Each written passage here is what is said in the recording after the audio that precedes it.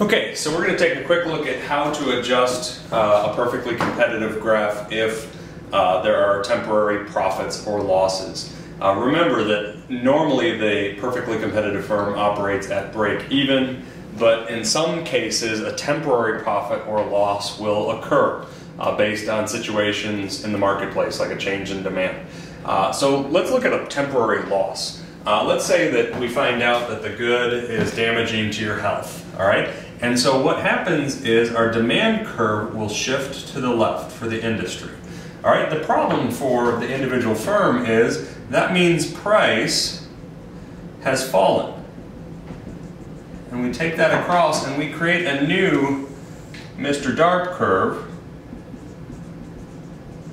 And we see that when price goes down, we now are operating with a loss because we produce where MR equals MC, but we take that up to our ATC curve and we take it across, and this represents an area of loss for the firm. But that's a temporary situation because you know in the long run that the firm will operate at break even if it's perfectly competitive. All right, so what happens? Well, some firms have to leave the industry. They are not able to sustain the losses. And when firms leave the industry, we end up with a change in our supply curve. Our supply moves to the left because there are less suppliers in the industry now.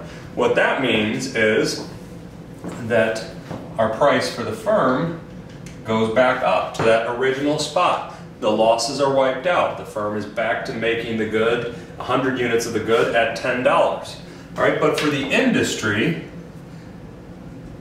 we have lost, sorry, my drawing's a little bit off there. We've lost 10,000 units as a whole. Now each firm still produces 100 units. So what that means is there was a 10,000 unit loss. So the new equilibrium output is 90,000. You divide that by the number of firms in the industry. So the 10,000 unit loss, we were at 100,000, we're now at 90. 10,000 divided by 100 means that 100 firms will have left the industry, and that's how we get back to equilibrium where MR equals MC equals ATC. Okay, bye.